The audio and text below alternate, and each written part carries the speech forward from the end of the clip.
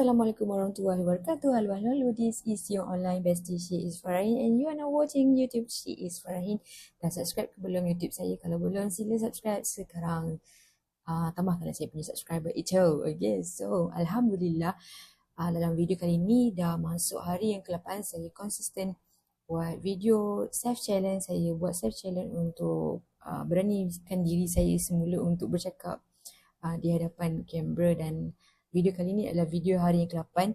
Sepanjang beberapa hari saya buat ni, saya hanya miss hari Ahad saja. So saya nak ongoing buat je. I'm just doing my best as I can. Dan dalam video kali ini yang seperti yang you all dah tengok dekat dia punya tajuk adalah tentang 3 mindset yang saya ubah untuk lebih yakin bercakap depan kamera. Okay, so untuk tips 3 mindset lah. Tips yang pertama, okay, mindset yang saya ubah untuk saya lebih yakin bercakap depan kamera adalah pertama sekali, don't oversharing. Okay, how did I learn from that? Okay, sebab kebanyakannya bila kita buat video bercakap macam ni, kebarangkalian possibility kita untuk oversharing adalah sangat kata apa, sangat jelas lah, sangat terbuka dengan sendirinya kadang-kadang. Okay, as you guys can see, kebanyakannya kalau macam anda selalu tengok podcast lah, sembang lah, apa semua, habis semua cerita terrungkai, terbongkar, spill the tea. Okay, so in order untuk anda nak konsisten lebih yakin bercakap depan kamera, okay, sebab kadang-kadang bila kita oversharing itu, dia akan effects after, selepas itu bila kita post content through social media, and orang punya judgemental tu bermacam-macam, dan komen-komen netizen pun boleh tahan juga. So to me, anda nak start buat video bercakap, anda kena control ini, control dari segi jangan oversharing, especially your personal life, your private life. Kalau anda rasa saya tak sesuai untuk berkongsi tentang kisah-kisah peribadi atau kisah-kisah personal, jangan overshare, sebab oversharing ni impact dia akan rasai selepas itu. Okay, so don't oversharing.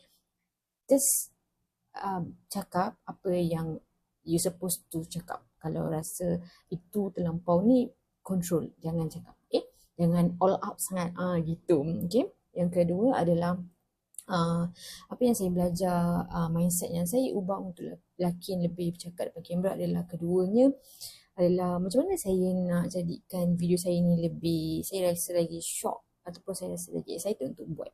Okay, so saya ubah saya punya arrangement meja lah. Okay, basically sebelum ni dalam video sebelum ni pun saya ada cakap juga, saya punya arrangement meja tu belah sana. So macam background belakang saya tu macam not nice.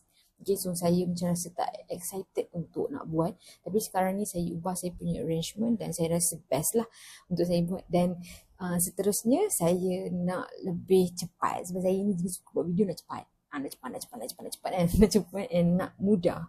Okay, so saya cari the easiest way and the fastest way, which is setup biasalah. Okay, macam set ni yang setup yang saya boleh share lah, especially kalau nak start buat video ni. Yang pertama sekali, background kalau boleh background yang simple background kan, jangan yang terlalu messy ke apa ke.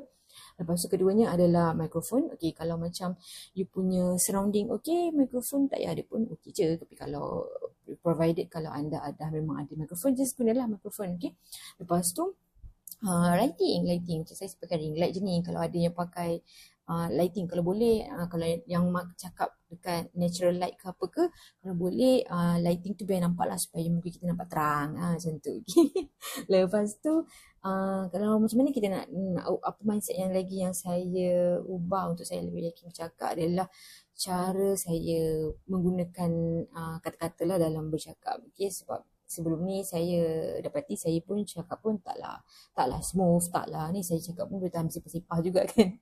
Sebab macam kita ingat kita cakap dengan kawan-kawan macam tu kan. So saya banyak control dan saya banyak belajar untuk menyusun patah kata, dan patah perkataan saya ni jadi lebih okey lah kan, supaya sebab saya tak tahu siapa yang menonton video saya ni, walaupun kita ada target audience lah apalah, tapi kita tak tahu siapa yang menonton video kita ni. So pada saya percaya yang bahasa melambangkan kepribadian seseorang tu.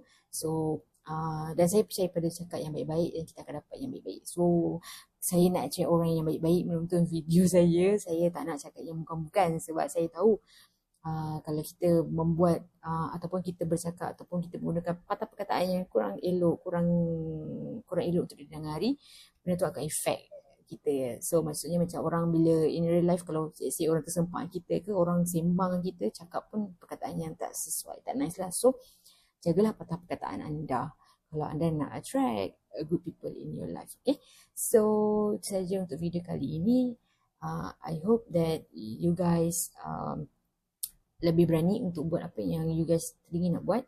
Dan masa kita setiap hari adalah 24 jam. Gunakan masa kita dengan sepenuhnya dengan perkara-perkara yang boleh bermanfaat kepada diri anda dan kepada orang ramai lagi. Okay, so bye. Assalamualaikum warahmatullahi wabarakatuh. Jangan lupa subscribe YouTube saya, Syiz Farahin.